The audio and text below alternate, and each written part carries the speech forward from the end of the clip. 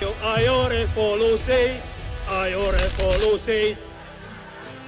lagi, ayo revolusi. Jejak Bahtiar Nasir yang pernah jadi tersangka, garang di Monas, lemes di Malang. Ditulis oleh Ronindo di SeaWorld.com. Halo, assalamualaikum. Jumpa lagi dengan suara Nina di channel Redaksi TV. Sebelum kita lanjut, jangan lupa klik tombol subscribe dan nyalakan loncengnya agar tidak ketinggalan informasi terbaru dari Redaksi TV. Kita kurang tahu tadi kalau selentingan-selentingan warga itu mereka menganggap Ustadz Bahtiar Nasir ini sedikit keras tadi seperti itu. Tadi warga-warga tadi yang disampaikan itu terkesan kok apa yang disampaikan ini terkesan mereka itu apa nih sedikit radikal lah. Bahtiar Nasir, si peneriak khilafah, akhirnya kalah oleh desakan massa di Malang. Sembari meminta dijamin keamanannya, dia batal untuk manggung dalam acara yang disponsori oleh Majelis Intelektual dan Ulama Muda Indonesia atau MIUMI. Bahtiar Nasir adalah penceramah agama yang bermain dalam dunia politik di Timur Tengah. Ada jejak bantuannya yang ditujukan untuk pihak pemberontak yang terlibat konflik di Suriah. Lalu saking disegani kiprahnya sampai ada tokoh pejuang Uighur yang sempat bersilaturahmi dengannya. Hebat tak hanya ke luar negeri, dia juga pemain politik agama yang sangat vokal dan licik.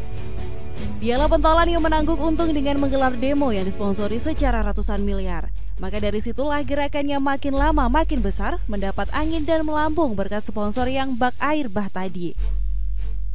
Bahtiar Nasir mengaku secara terbuka saat dia menjabat sebagai Ketua GNPF MUI bahwa mereka mendapatkan subsidi 100 miliar untuk demo Ahok. Bukan hanya 10 miliar, nyatanya mungkin lebih dari 100 miliar. Kami disubsidi lebih dari 100 miliar rupiah. Ungkapnya dalam konferensi pers di Hotel Grand Sahid, Jakarta, seperti yang dimuat dalam situs tribunnews.com. Peneriak khilafah serta revolusi ini pernah membantah orang yang menudingnya sebagai jubir khilafah dan menyebut mereka kaum tolol. Upaya untuk membalikan fakta serta ditambah mengklaim diri sebagai seorang pembela Pancasila. Bahtiar Nasir sempat lama tak kedengaran setelah pernah ditetapkan sebagai tersangka oleh polisi di tahun 2019 lalu atas kasus dugaan tindak pidana pencucian uang atau TPPU.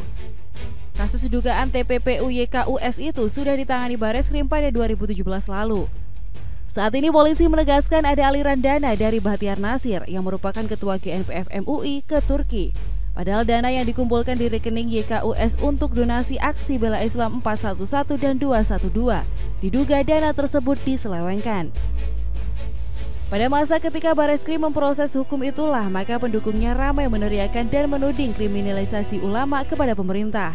Upaya untuk mengalihkan isu itu untuk sementara berhasil, membuat pemerintah jadi berhati-hati agar tidak menimbulkan kegaduhan. Ada harapan ketika tahun lalu Bahtiar Nasir ditetapkan sebagai tersangka. Sudah keluar surat pencekalan dari bulan Mei dan itu berlaku sampai 6 bulan ke depan. Banyak pihak terlalu berharap bahwa Bahtiar Nasir akan dijebloskan ke penjara. Lalu dia dan kelompoknya akan terbongkar dan gerakannya akan dilibas. Tapi ternyata tak ada satupun ekspektasi itu yang terwujud. Bahtiar Nasir tetap eksis. Apakah karena dia punya kekuatan pengacara yang sangat mumpuni? Tidak juga. Apakah ada demo yang digelar untuk meminta pembebasannya? Sejauh ini tak terdengar. Lalu apa yang membuat Bahtiar Nasir tetap santuy dan bisa eksis ceramah sana-sini? Tak pernah ada kejelasan dari pihak kepolisian. Apakah kepolisian terlalu berhati-hati mengingat pengaruhnya di kancah perpolitikan di Timur Tengah dan di dalam negeri? Bisa jadi ada kehati-hatian atau terlalu menghormatinya sebagai ulama. Tapi kehati-hatian itu yang membuat bumerang.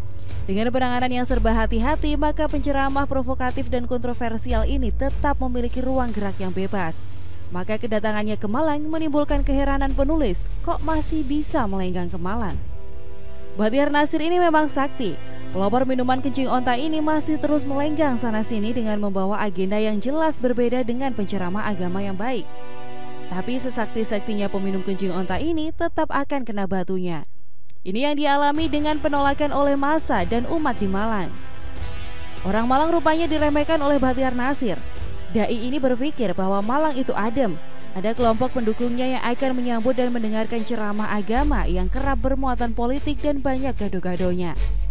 Di luar dugaan, orang Malang yang mendengar info bahwa si Bahtiar Nasir itu agak sedikit radikal, tapi bukan hanya sedikit, sudah overdosis, Maka gelombang penolakannya itu membuat dia terpaksa tak bisa segarang di Monas. Pelopor berbagai aksi yang masif di Monas itu melempem di Malang. Panggung yang hendak dibangunnya di Malang langsung runtuh. Kalau Malang sudah menolak, maka jangan lagi menginjakan kaki di sana. Arema kok dilawan? Ya begitulah kura-kura Malang yang ternyata garang.